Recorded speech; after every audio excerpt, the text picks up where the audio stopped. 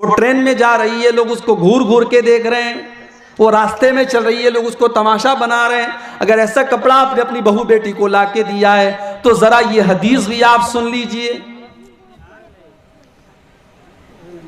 अल्लाह के नबी फरमाते हैं, सलासतुन ला यंजुरुल्लाहु इलैहिम अज़्ज़ व जल्ल यौमल क़ियामह। क़यामत के दिन 3 लोग ऐसे होंगे जिनकी तरफ अल्लाह ताला देखेगा भी नहीं, न तो उनसे बात करेगा, न उनको गुनाहों से पाक व साफ करेगा, न उनको अल्लाह ताला उनकी तरफ रहमत की नज़र से देखेगा। 3 लोग ऐसे बदनसीब होंगे कि क़यामत के दिन अल्लाह ताला उनकी तरफ देखेगा भी नहीं। कौन 3 लोग होंगे? नंबर 1, अल-आक़ु लिवालिदैहि, अपने माँ बाप को दुख देने वाला, अपने माँ बाप से रिश्ता तोड़ने वाला, रिश्ता काटने वाला, अपने माँ बाप को सताने वाला। माँ बाप ने पैदा किया है आपको, पैदा करने वाला अल्लाह है, मगर उसने जरिया बनाया है आपके माँ बाप को। माँ बाप जैसे भी हों, उनकी बातें गलत भी हों, तब भी आपको इसका अधिकार नहीं है कि आप माँ से बात ना करें, आप बाप से बात ना करें। हमने इसी इलाके में और इसी समाज में हमने देखा, लड़के ने पैसा कमा लिया, बाप से बात नहीं कर रहा है, माँ से बात नहीं कर रहा है। तुम दुनिया की नजर में बहुत बड़े पैसे वाले बन जाओ, इज्जत वाले बन जाओ, समाज में मकाम पा जाओ, लेकिन अगर तुमने अपने माँ बाप को नाराज किया है, तुमने अगर अपने माँ बाप से रिश्ते को काटा है और रिश्ते को तोड़ा है, तो याद रखो कल क़यामत के दिन अल्लाह ताला तुम्हारी तरफ देखेगा भी नहीं, बात भी नहीं करेगा। अल्लाह को लिवालिदैहि, अपने माँ बाप को सताने वाला, माँ बाप को दुख देने वाला। नंबर 2, वल मरअतुल मुतरज्जिला, ऐसी औरत जो मर्दों के जैसी चाल ढाल अपनाए, टी शर्ट और पैंट पहन करके चले, टॉप और स्कर्ट पहन करके चले, मर्दों के जैसा कपड़ा पहन करके चले, मर्दों के जैसा छोटा छोटा बाल रखे, मर्दों की तरह बात करे, मर्दों की नकल करने वाली और मर्दों की चाल ढाल अपनाने वाली औरत। और तीसरा आदमी अद्दयूस, बेगैरत मर्द, जो अपनी बहू बेटी को ऐसे कपड़े ला करके देता है, वो बेगैरत है, वो दयूस है। और ऐसे दयूस की तरफ भी अल्लाह ताला कल क़यामत के दिन नहीं देखेगा। बेगैरत मत बनो मेरे भाइयों, दयूस मत बनो, हया वाले बनो, गैरतमंद बनो और अपनी बच्चियों को हयादार बनो। मैं जानता हूं रात ज्यादा हो रही है, 2:30 बजने वाले हैं, और मैं ये भी देख रहा हूं बहुत सारे लोग अब धीरे धीरे जाने के फराक में हैं। 2-4 बातें, आखिरी बातें बयान करके बात खत्म करता हूं। बेटी की परवरिश बड़ा मुश्किल काम है मेरे भाई, मगर ये मत भूलिए हमारे नबी ने 4-4 बेटियों को पाला है। हमारे नबी भी 4-4 बेटियों के बाप हैं, और हमारे नबी ने बेटियों को बहुत प्यार से पाला है, बहुत मोहब्बत से पाला है। मैं यहां पर एक बात आपसे यह भी कहना चाहूंगा, अपनी बेटियों को प्यार दो मेरे भाइयों। कभी कभी ऐसा भी होता है कि बेटियों को घर में प्यार नहीं मिलता है, न माँ उनसे प्यार से बात करती है, न बाप उनसे प्यार से बात करता है। जब घर में उनको प्यार नहीं मिलता है तो मोबाइल पर कोई छोटा सा आई लव यू बोल दे, आई मिस यू बोल दे, तभी वो लड़की पिघल जाती है। जब घर से मोहब्बत नहीं मिलती है तो बाहर से कोई भी मोहब्बत का दावा करे, लड़की फौरन एक्सेप्ट कर लेती है। अपनी बेटियों को प्यार दो, अपनी बेटियों को मोहब्बत दो, अपनी बेटियों को रिस्पेक्ट दो। हमने इसी समाज में ऐसी भी लड़कियों को देखा है,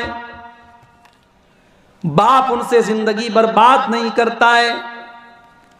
बाप का ये कहना है कि मेरे बच्चे मुझसे डरते हैं, मैं घर में जाता हूं तो मेरी बेटियों की मजाल नहीं है, मेरी बेटियां मुझसे बात नहीं करती हैं। मेरे प्यारे भाई, ये किसका तरीका है? ये कम से कम इस्लाम का तरीका तो नहीं है, ये जनाब मुहम्मदुर रसूलुल्लाह सल्लल्लाहु अलैहि वसल्लम का तरीका तो नहीं है। मेरे नबी तो अपनी बेटियों से बहुत प्यार करते थे, बहुत मोहब्बत करते थे। अल्लाह के रसूल की 4 बेटियां थीं, सबसे बड़ी बेटी का नाम ज़ैनब था। ज़ैनब की शादी आपने कराई अबुल आस से।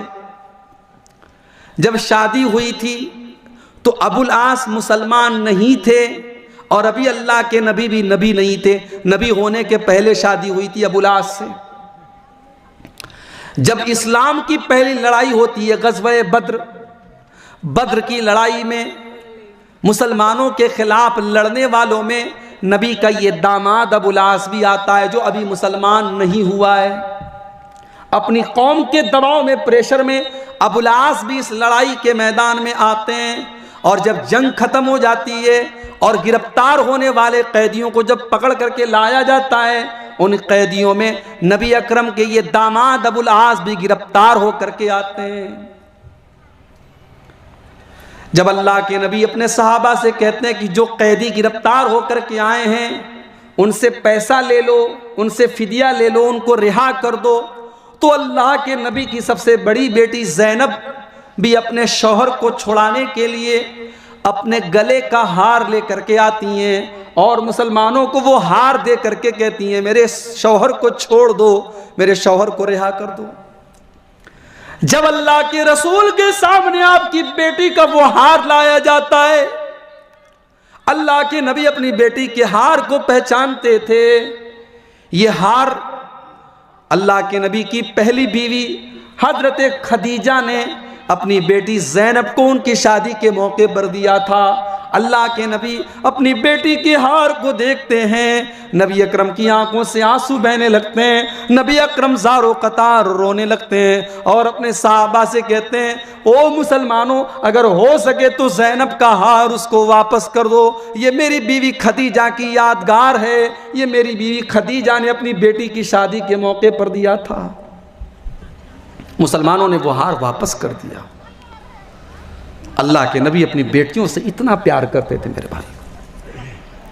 ग़ज़वा बद्र का मौका था, सारे सहाबा इस लड़ाई में जाने के लिए बेताब बने हुए थे। नबी की बेटी रुकैया की तबीयत खराब है। हजरत रुकैया को चेचक के दाने निकले हुए हैं, बीमार है, बिस्तर पे पड़ी हुई हैं। उनके शौहर हजरत उस्मान गनी अल्लाह के नबी के पास आते हैं, अय अल्लाह के नबी, इस्लाम की पहली लड़ाई होने वाली है और मेरी बीवी बीमार है, मैं क्या करूं?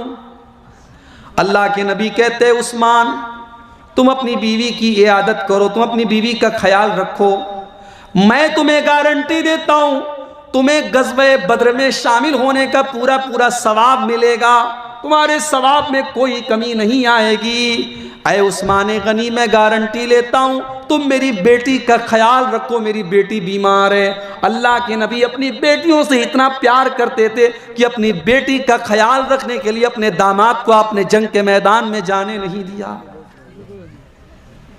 और आगे बढ़िए, नबी की सबसे छोटी बेटी का नाम कोई बता सकता है? सबसे छोटी बेटी का नाम फातिमा है। अल्लाह के नबी ने अपनी सबसे छोटी बेटी फातिमा की शादी हजरत अली से की। अल्लाह के नबी अपनी सबसे छोटी बेटी से बहुत प्यार करते थे, बहुत लाड प्यार करते थे। अम्मा आयशा फरमाती हैं, जब हजरत फातिमा से मिलने के लिए कभी आती थी तो अल्लाह के नबी अपनी बेटी के इस्तकबाल में खड़े हो जाते थे और अपनी बेटी का हाथ पकड़ करके चूम लेते थे और अपनी बेटी का इस्तकबाल करते थे और कहते थे, मरहबम बिबनती, मेरी बेटी तेरा स्वागत है, मेरी बेटी तेरा वेलकम है, तेरा खैर मकदम है। और अल्लाह के नबी अपनी कुर्सी पर अपने बगल में अपनी बेटी फातिमा को बिठाते थे। बेटी से प्यार करो मेरे भाइयों, बेटी से प्यार करना नबी की सुन्नत है। बेटी को मनहूस मत समझो, बेटी को बोझ मत समझो। ये अलग बात है कि हमारे समाज में बहुत सारी रस्में, जैसे जहेज की रस्म है, इस रस्म ने बेटी को एक बोझ बना दिया है। इस रस्म को खत्म करो, बेटी को बोझ मत समझो। बेटी बोझ नहीं है, बेटी तो आपको जहन्नम की आग से बचाने का काम करती है। अल्लाह की का वो फरमान मैं आपको फिर से याद दिला रहा हूं, कू अनफुसकुम व अहलीकुम नारा अपने आप को और अपने घर वालों को जहन्नम की आग से बचाओ। अपनी बेटियों को हयादार बनाओ, जैसे हजरत शुएब ने अपनी बेटियों को हयादार बनाया था। और यही वाकया मैं सुना करके बात खत्म करता हूं, क्योंकि हमारे बंगला के जो वक्ता हैं हजरत अली साहब वो तशरीफ ला चुके हैं। ये आखिरी बात मैं बयान कर रहा हूं आपके सामने। हजरत शुएब मदियन में रहते थे, उनकी 2 बेटियां थी। शुएब बीमार थे, बूढ़े थे, घर में बकरियां थीं, बकरियों को पानी पिलाने का मसला था, बकरियों को चारा खिलाने का मसला था, सारा काम उनकी बेटियां करती थी। एक दिन हजरत शुएब की दोनों बेटियां अपनी बकरियों को लेकर के गांव के कुएं पर पानी पिलाने के लिए जाती हैं। वहां मर्दों की लाइन लगी थी, वो दोनों लड़कियां मर्दों की लाइन से अलग खड़ी थी अपनी बकरियों को लेकर के। इत्तेफाक से उसी वक्त हजरत मूसा अलैहिस्सलातु वस्सलाम मदियन पहुंचे। बहुत लंबा सफर करके हजरत मूसा मदियन पहुंचे थे, थके हारे थे, एक पेड़ के नीचे बैठे हुए थे। हजरत मूसा की नजर पड़ी कि मर्दों की लाइन लगी है और 2 लड़कियां अपनी बकरियों को लेकर के किनारे खड़ी हैं। हजरत मूसा आए और पूछा कि माँ खतबुकुमा, क्या बात है, तुम दोनों यहां क्यों खड़ी हो? लाइन में लग करके जल्दी से अपनी बकरियों को पानी क्यों नहीं पिला लेती हो? काल ताला नस्की हत्ता युस्दिर रिया। शुएब अलैहिस्सलाम की लड़कियों ने जवाब दिया कि मर्दों की लाइन में लग करके हम अपनी बकरियों को पानी नहीं पिलाएंगे, ये हमारे बाप ने हमें नहीं सिखाया है। हमारी तरबियत ऐसी नहीं हुई है कि हम मर्दों की लाइन में लगे। आज मुसलमान लड़कियां ट्रेनों पर और बसों पर मर्दों के बगल में बैठती हैं। अब तो मर्दों की लाइन में लड़कियों की, औरतों की लाइन पहले अलग लगती थी, अब तो बहुत सारी जगहों पर एक ही लाइन लगती है। स्टेशन पर टिकट के लिए भी अब एक ही लाइन लग रही है। मुसलमान औरत मर्दों के साथ टच नहीं करती है, उनसे सट करके नहीं खड़ी होती है। ये हजरत शुएब की बेटियों ने सिखाया। उसके बाद कहती हैं वह अबूना शैखुन कबीर, हमारा बाप बूढ़ा है, बिस्तर पे पड़ा हुआ है, वरना बकरियों को पानी पिलाना ये हमारा काम नहीं है, ये तो मजबूरी में हमको करना पड़ रहा है, वरना ये हमारा काम नहीं है। हजरत मूसा अलैहिस्सलाम ने देखा कि दोनों लड़कियां बेचारी लाइन में कब तक खड़ी रहेंगी। उन्होंने कहा अच्छा इधर एक काम करो, मुझे अपनी बकरी दो। उनकी बकरी को उन्होंने पकड़ा और सारी भीड़ को क्रॉस करके आगे बढ़े। और मूसा अलैहिस्सलाम माशाअल्लाह बॉडी बिल्डर भी थे, उन्होंने कुएं का पत्थर अपने हाथ से उठाया और कुएं के पानी को खींचा और बकरियों को पानी पिलाया और बकरियां उनके हवाले कर दी। दोनों लड़कियों ने बकरियों को लिया और अपने घर चली गई। आज का हमारे दौर का नौजवान होता और किसी लड़की की ऐसी मदद करता तो जाते जाते पूछता आपका नाम क्या है, आपका मोबाइल नंबर जरा बता दीजिए, फेसबुक की आईडी बता दीजिए। हजरत मूसा अलैहिस्सलातु वस्सलाम ने एक मुसलमान नौजवान का कैरेक्टर पेश किया कि अगर कोई लड़की है, कोई औरत है, मुसीबत में घिरी है तो उसकी कमजोरी का फायदा मत उठाओ, उसकी मदद करो और मदद करके उसका मोबाइल नंबर हासिल करने की और उसका नाम पूछने की जरूरत मत महसूस करो। दोनों लड़कियां चली गईं। अब मूसा अलैहिस्सलाम आए, अब फिर पेड़ के नीचे बैठ गए। अब आसमान की तरफ हाथ उठा के दुआ करते हैं, रब्बि इन्नी लिमा अंज़लत इलय्या मिन खैरिन फ़क़ीर। ऐ मेरे परवरदिगार, मैं बहुत दूर का सफर करके आया हूँ, मैं भूखा हूँ, मैं प्यासा हूँ, न मेरे सर के ऊपर छत है, न मेरे पेट में अनाज का दाना है। परवरदिगार मैं तेरे करम का मोहताज हूँ, तू अपना करम मेरे ऊपर नाजिल फरमा। अभी मूसा अलैहिस्सलाम ने दुआ की, इतने में दोनों लड़कियों में से एक लड़की आई। अब जरा गौर कीजिएगा, जिस बात को बयान करने के लिए मैंने पूरा वाकया आपको सुनाया है वो बात बयान करके मैं बात खत्म कर रहा हूं। दोनों लड़कियों में से एक लड़की आई। अब वो लड़की कैसे आई, कुरान करीम उसके चलने का अंदाज बता रहा है।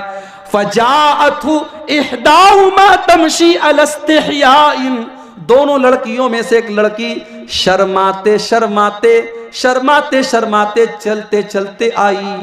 उसकी चाल के अंदर भी शर्म थी, वो शर्मा शर्मा के चल रही थी। तो लड़कियों की तरबियत ऐसी करो मेरे भाइयों कि उनकी चाल के अंदर भी शर्म व हया हो।